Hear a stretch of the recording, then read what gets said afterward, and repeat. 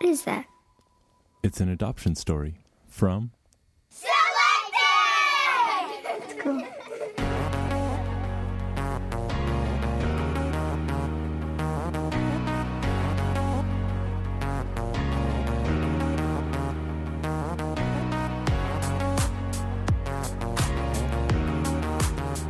Hey, this is Jesse Wilmore, and you are listening to the first episode of Selected, a new podcast where we're going to tell adoption stories, and we're going to explore the amazing nuances that go along with it.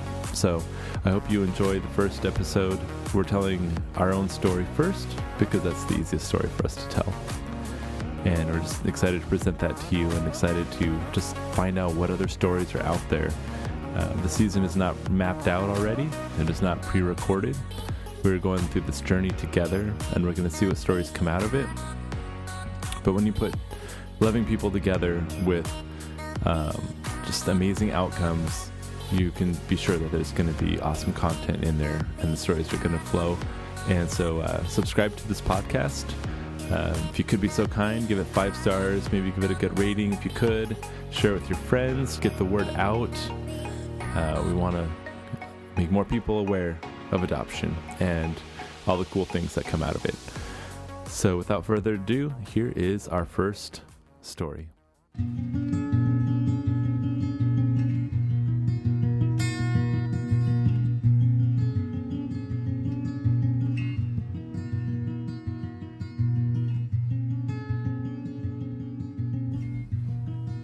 Okay.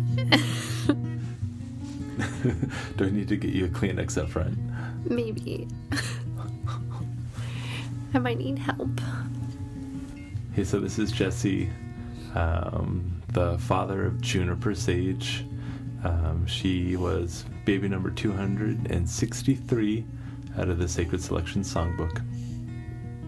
I love my savior best of all. I love my savior best of all.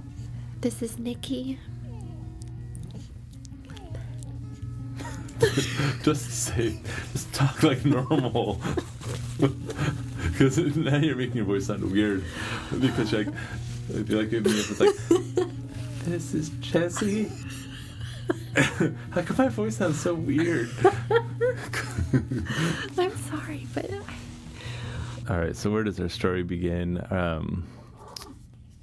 So it's kind of funny because I didn't think that we would be a family that adopted. I never really thought that would be the case. I always thought that we would just be like, a quote unquote regular family, where we would just have 2 kids, and then that would be, perfect, and everything would be good. I didn't realize at the time that we don't get to choose necessarily. We just get to do whatever's kind of given to us, with whatever we have. So we had Posey, who's our first daughter, in 2009, and that was just an amazing experience.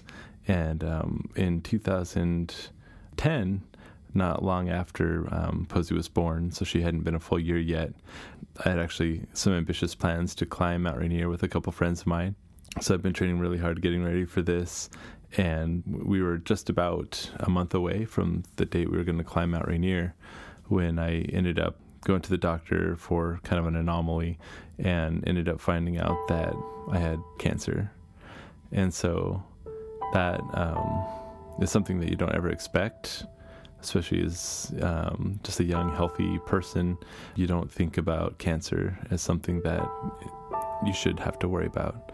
And suddenly there it was. And so I canceled the trip and to Rainier, obviously, because that was no longer on the table. I had surgery and took care of that. And then the doctors told me that everything should be good to go, though, down the road. Like, they didn't think it was going to turn into a big deal. They said I should be able to have more children. It shouldn't be an issue. And so, optimistically, we went on with our lives. And it's funny how things work, though, sometimes, because we were supposed to climb Mount Rainier. We didn't end up because I had cancer. And so, but the weekend that we would have climbed, there ended up being an avalanche on Mount Rainier. and the avalanche was on the same route that we were going to be climbing, and 11 people ended up being caught up in the avalanche. One person ended up dying, and we weren't there for it. So that's kind of crazy to think that's an outcome. It's crazy to also think that in spite of them telling us that we would be able to have children, that was not accurate. It just never worked. And we tried going to doctors and stuff like that, and it just was not in the cards for us to have a natural child. And so basically at that point, I just kind of decided to be content with what God had given us, with a healthy girl, and I loved her so much, and figured we could just be a content, happy family with that. And for years, it went on that way. For several years, it went on that way. Yeah, Posey was born in 2009, and it was just a couple months shy of her first year birthday. I'm sorry, I'm going to cry through this entire thing. It was just a couple months shy of her turning 1 that Jesse found out. He went to the doctor, and he was diagnosed with cancer. And I remember sitting on the kitchen floor just terrified and praying. But I knew he was going to be fine. I just knew that he was going to be fine. And luckily he was caught really early on, where he was very fortunate that all he needed to do was have surgery and heal from that. And he never had to go through any chemo or radiation, and just had to go back for the checks. And do you remember the day that I came home and told you about going on that run with that guy from work? Yeah. Tell me about that day. I don't remember where we were coming home from.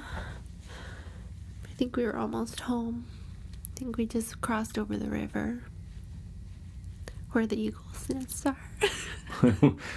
Where the what? Where the eagles' nests are.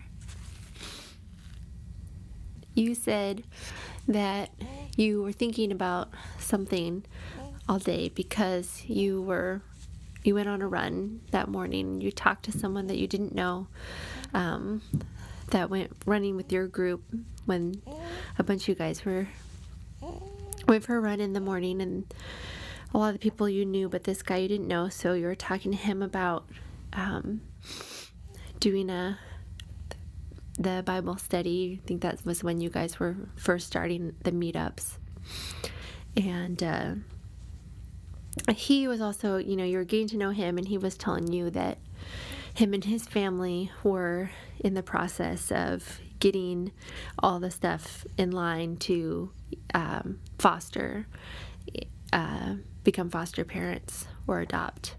And you use that as a kind of leverage to help maybe convince him to maybe come to be interested in this Bible class. And so you were kind of talking to him about the Bible class, and meanwhile he got into your head. And here I am thinking I'm going to invite him to a Bible study and try and do something positive. And I left that run, and I couldn't stop thinking about how cool it was that he was adopting. I was like, man, that is such a great Christian thing to do, is to adopt. And how come I'm not thinking about it? We always thought we would have 2 children in the family, and I thought maybe at that point it was time to take it more seriously. And I was floored because it came so out of the blue, but it was a good out of the blue. So it turned out also that we did know some other families that had adopted, and because we knew some local families that had adopted, and one of our really good friends had recently, just months prior to Jesse coming home from his run with a coworker, that had adopted through Sacred Selections. And so I found out about this tea party from my friend Jen, who had recently adopted sweet little baby. And the fundraiser was for Sacred Selections, and I heard that that David and Dana were coming out for the fundraiser, and I told Jen, I said, "Oh, that sounds really fun. Is it going to make me want to adopt?" And she put her hands together in an evil brainstorming sort of way and said, "I hope so." And I just laughed. We laughed, and it was very shortly after that.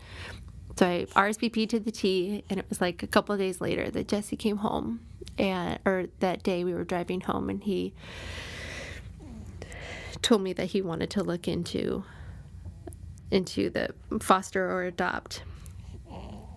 And I told Jesse, I think it's great, people who can do foster, but I just don't think I'm emotionally strong enough that if we had a child put in our home, I would want to keep it forever and ever, and that adoption would be what I would need to do. And then I heard that because Dana and David were coming, that there was going to be, this adoption workshop where you could ask them all your questions. And so, we wanted to make sure that we were signed up for that. And some scheduling issues came up, and we ended up for their whole huge busy weekend here in the Northwest that we were able to have them come over to our house for dinner. So I did what I always do when people come over to our house for dinner, and that is make vegan lasagna. Which is just funny because when people find out that it's vegan lasagna, they get really scared, but it's really good. If anyone's met Dana before, then you'll know she's extremely good at what she does. Here's an example of her doing her thing. The families are being matched so quickly that we can't keep pace with the calls. Like the 47 families we helped last year was all the families that had applied last year, all received children. They usually don't go longer than a year. Our stats for last year were, by the time your home study was done, the average wait was 5 months. That was the average wait. Now, it takes 9 months, or as my case with my son, almost 11 months to give birth to a biological child. So that sounds pretty cool. But on top of that, lay that against the calls, emails, or texts about children that needed homes. It was over 700. In that 1 year? Enough families. Yes, in that 1 year. 1 year. And those are just the ones I got. I mean, that's not all the ones in the world that needed homes. Those are just the ones that I got calls, emails, or texts about. Jeez. Yeah, and the only reason we couldn't help them was a lack of families. A lack of families. Right now, we're at 44 children in 2018. Yeah. And we're down to 4 families that are home study approved. 4. I mean, they're just Halloween. We just had another match with a family because I was saying, okay, we got 5, and now we got 4. Wow. Yeah. That's crazy. Yeah, it is crazy. It's crazy. So as soon as they come in, they get matched and then go. You remember how fast it was for you to get matched the first time and then the second time, right? And a lot of people who work with one agency, they are only working with what birth mothers come to that agency, where we're more of a free agent and we're working with everybody out there. They're coming to us because we're not an agency. We're not an agency. As you can see, this kind of information can just kind of blow your mind. Anyways, after that conversation with them at dinner with us, we were just like, we had no reason to not adopt. All the things I had been worried about, which I guess being kind of a practical guy. I was worried about the expense of it. I was worried about it falling through and just kind of being emotionally devastated through the process. I'd heard kind of horror stories about how hard it was. And from the end of that conversation, basically, most all the stories ended up with super amazing outcomes. Not that they all went perfectly smooth, but they all had good outcomes at the end of the day. And so it wasn't nearly as scary looking as I thought it was going to be. So we started the process. We got a home study done, which was the first step. That was pretty straightforward. And then after that, basically, we just had to get paperwork together and got in this pool of waiting for people to kind of get matched with. How it works is when you're going to be an adoptive parents, you have to put together a profile, which is basically kind of a brochure or something like that of your family. You have to put your pictures in there, and you have to put information about your family, kind of captions, and make it look fun. And it's kind of funny because you're really trying to sell your family in a way. Pick us, we're a cool family.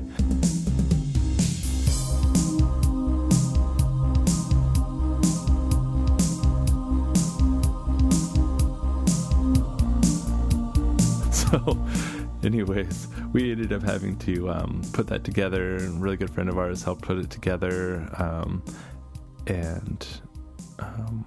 We started putting that profile into the system, so to speak.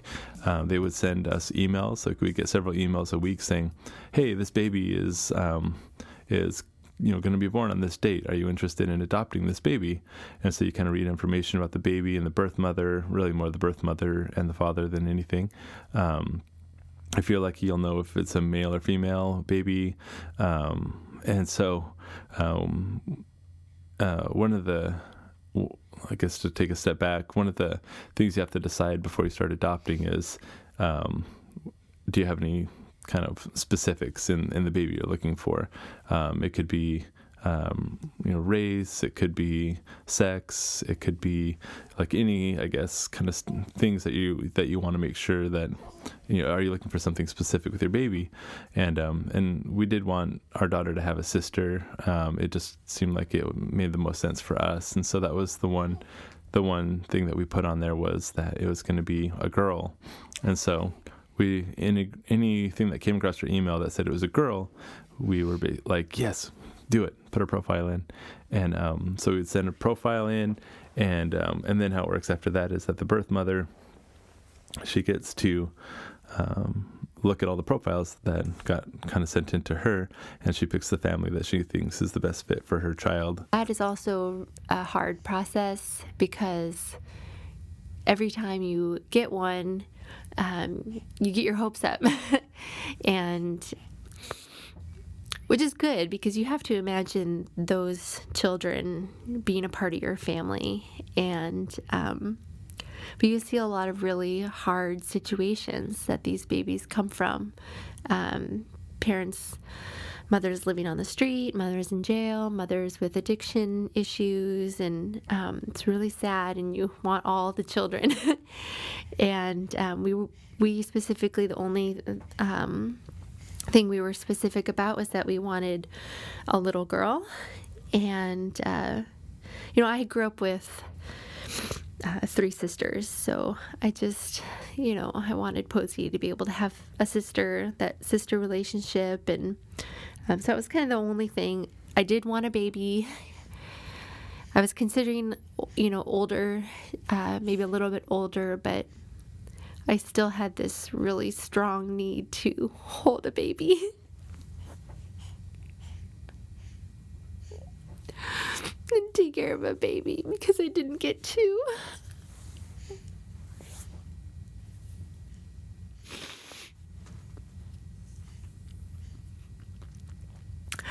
But, the first call that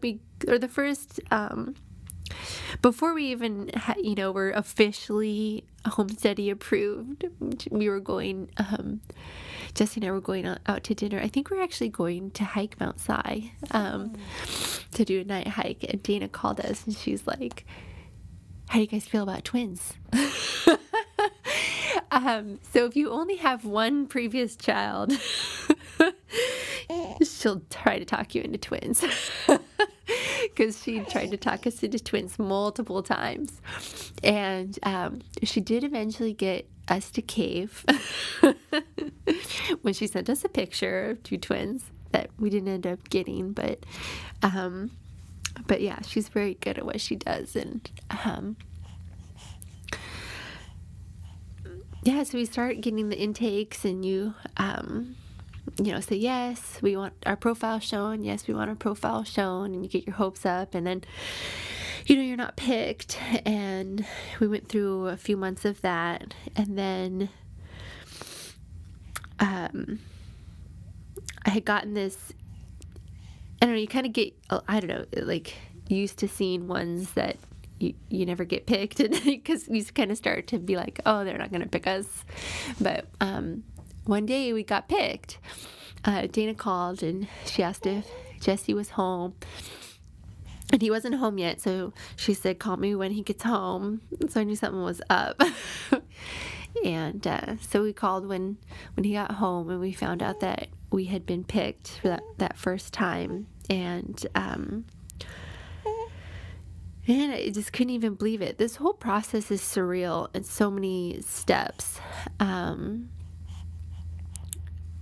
For me, it's surreal because you're not pregnant, but you're expecting, you're planning on having this baby, and you're doing all the same types of planning stuff as you do when you're pregnant, but like you don't really tell everyone, and you don't get the cute maternity clothes, and no one's like congratulating you yet. And so I told Jess, yes, I bet this is what it feels like to be a man expecting a baby, because you're not going through all the pregnancy stuff. But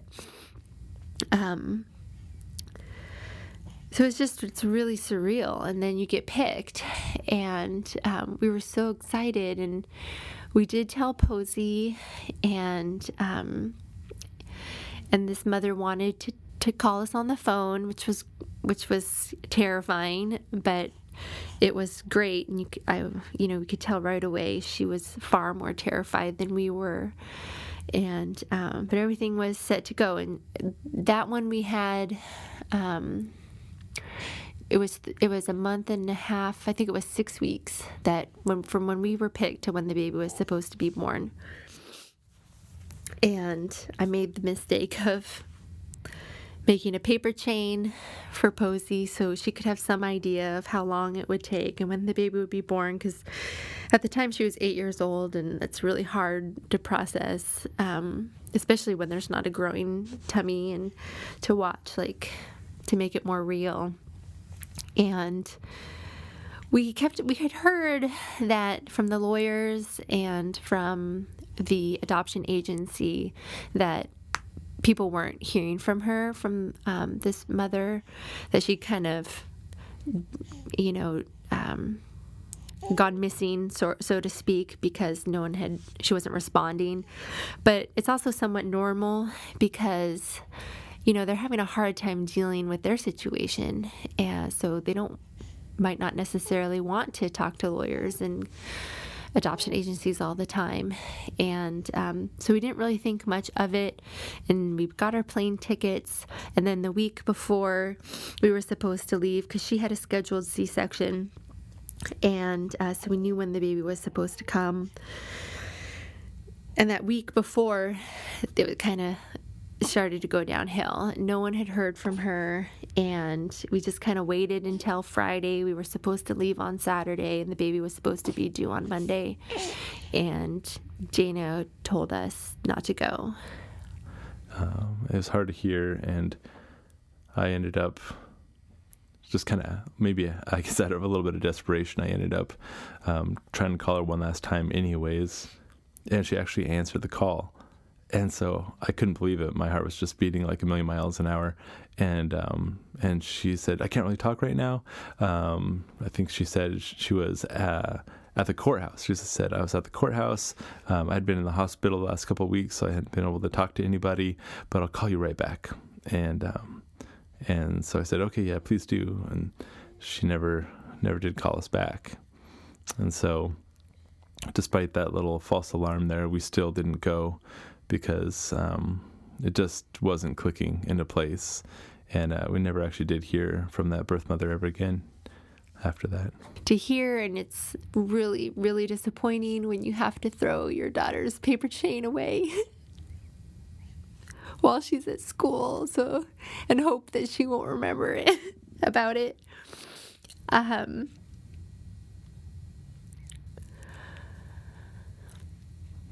on the other hand, that mother, that baby is going to be fine. Out of all the sad stories we heard,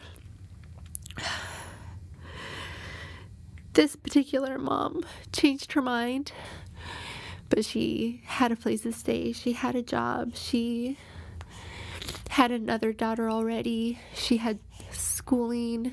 She was doing her best. And, she didn't have addiction issues. So that baby didn't need us. It needed her mom. And as hard as that was for us, because we, desperately wanted a baby, that baby wasn't ours. And that baby, I have the comfort knowing that baby and that mom they're going to be fine. But one cool thing about it, though, is that these happen enough. They're called disruptions when they happen.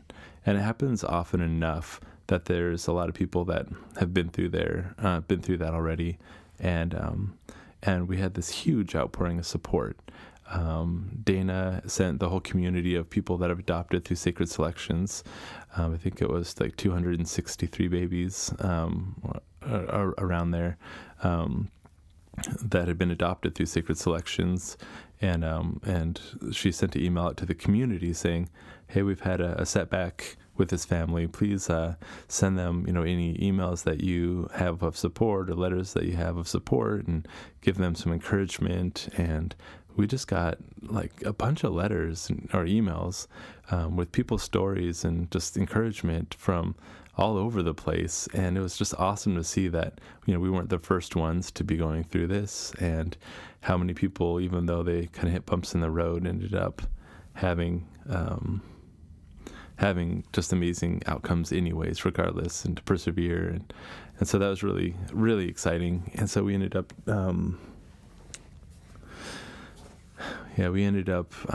still plugging away at it, and put our name back in the profile list to get shown around. And one of the special things about this process too is it really helped us talk to Posey more about prayer and what kind of a role that can play in her life. And every night she had her same prayer to get her baby sister and to make it go nice and smooth and okay. And after a while, her friends added on also not slimy. But we also dabbled in prayer and fasting. And Posey spent the morning of one day, she skipped breakfast, and we were just going to wait till lunch. And I told her every time her tummy growled, we'd say a prayer. And so there were, multiple prayers that morning. And then we had lunch, and there was lots of, prayers. And it was the very next day that Dina called and asked to speak to Posey. And Jesse and I had been talking about, like, maybe if next match we won't even tell Posey, because it was so hard to throw away her paper chain the first time, that maybe we'd just wait until we knew it would be more certain. But Dana asked to talk to Posey and told her that this birth mom picked our family because she wanted her little baby to have Posey as her big sister. Which is just like so sweet. And it was just, so we had a match, and this baby was supposed to be due December 1st, 2018. And So we're like, okay, we're gonna wait longer and just pray and hope that there's no more bumps in the road, and that everything goes nice and smooth and okay. It was our Posey's prayer every night. And we find out that the birth father is also involved, and so the mother and the father, they wanted to do a Skype call, and it was easier the second time around because we had already talked to a mother before, and We ended up having a Skype call with them, that went really well. They wanted to meet us, and so we ended up flying to Arizona to go meet with them. And it's really funny because we went to Arizona to hang out with them for a day. We went out to an aquarium with them. We brought our daughter Posey with us, and we had a fun day with them. Got to know them a little bit better, and they said that they thought it was going to come a little bit early. What we didn't realize was that early meant that we got home later that weekend, and 4 days later they called and said that she was in labor. 4 days later, I get a call from the birth father, because we had set up like a separate phone number to be in communication with them, and he called and he said that they were at the hospital and they thought that she was in labor. And I had to get out of the checkout line at Albertsons because I was buying ice cream, and I was like, are you serious? Okay. Fantastic. Let us know when you know for sure. And so I called Jesse. He's like, what? We're all shocked but excited. And then just a few hours, then a little while later, Dana called about something else, but I had to tell her that our mother was in the hospital, and then she had gotten the epidural, so we started looking for plane tickets. And there was just nothing. We had a hard time getting tickets, but we eventually found something for the next day, and we were supposed to arrive in Arizona at like 2 p.m. And at 11, a little after 11 o'clock that same night, we got another message from the birth father with pictures, and she was born, and he sent us pictures. And so the next few hours was crazy and exciting and stressful because we had a lot of delays at the airport. There was fog that morning, so none of the planes were leaving on time. And that was the next day. So the birth mother had been, later that day, she was discharged from the hospital. We were planning on seeing them there, but they had been discharged. So when we got to the hospital, though, waiting kind of in this little nursery area by the nurse was our baby. And she was sitting in there in a little tiny plastic rolly cart. And there was a nurse that was sitting next to her typing away on her computer. And she said, "Hey, do you want to meet your baby?" And we said, "Is that her?" Over there, that's her. And she's like, "Oh, yeah. Let's go in." We're like, "Yeah, let's go in." And then there she was, just lying there asleep, and beautiful. And it's so surreal. And we're just like standing there, not knowing what to do, and just like, can I pick her up? I mean, because it's just such a different experience. And you just immediately fall in love. And we were all just floored how beautiful she was, and how in love we were immediately. And then we picked her up and we held her and we named her. Well, we named her. We knew her first name. We had to decide her middle name it took us a little while. But there she was, little Juniper, her daughter. It's funny because you get you get nervous about giving the baby a name. Like we thought we wanted to name our baby Juniper, and then when the first one fell through on us, it made us kind of leery. And then so when we actually held this baby in our hands, in our arms, then we felt like it was finally like a safe time to be able to give her the name officially, and have it be real. Yeah. At that point. Yeah. There's a bunch of different steps along the way that make it feel more real. Clearly, finally getting there and seeing her and holding her. And then getting released from the hospital was big. Putting her in our car for the first time. Like, Posey was just like, are we babysitting or is this our sister? Like, I mean, it's just like, it feels like we're babysitting for a while. Like, she kept saying, and she's just like, kept repeating, I can't believe this is our baby sister. And it does, it feels so surreal. And then, and there's still a sense of worry because official paperwork hadn't been signed. We left the hospital on Friday, and the mom was supposed to sign the 72 hours after birth and then it was like after she was born on Thursday, and anyways, it ended up being Monday.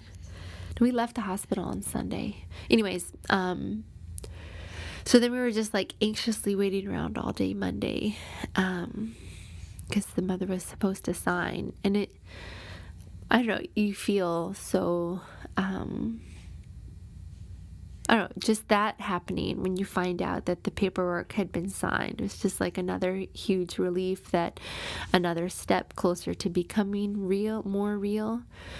And then the wait to get cleared to leave the state and come home is another big...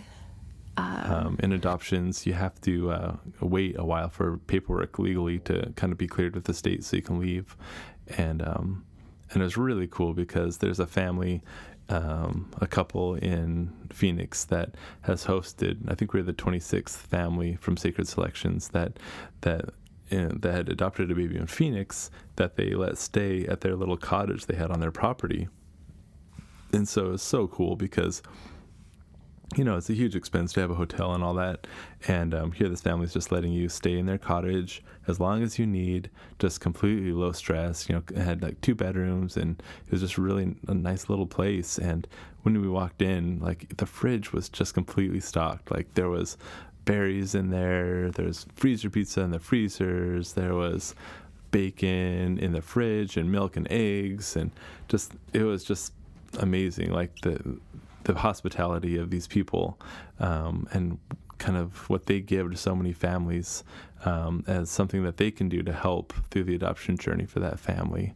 It was so cool to know that you're part of this community of people that are trying to help save other children and give them homes, and they're all fellow Christians as well. So it's just like you've got all these connections and bonds, and it's a cool experience. I guess we ended up staying there for 9 days, and then we got to drive back. We drove back and drove through Yosemite, and we also hit the Grand Canyon while we were in Phoenix waiting for the paperwork to clear. So it's just like a vacation with picking up a baby. So it was actually pretty funny. When I think about it and look back at it, there's so many different variables that moved and that clicked into place in different ways that I don't even know when this journey actually started. Was it when I got cancer? Because I thought that might have been the end for a little bit there. And then did that open up my mind in different ways for the whole rest of my life? Was it because I went on a run hoping to get someone to go to Bible class with me, and it ended up being talked into adopting a child instead? I mean, there's just so many variables that moved in so many different ways. I definitely, I know that God has a plan for this baby, and she put us into our arms, and I'm just super excited to see her grow up and to be able to be the parents for her.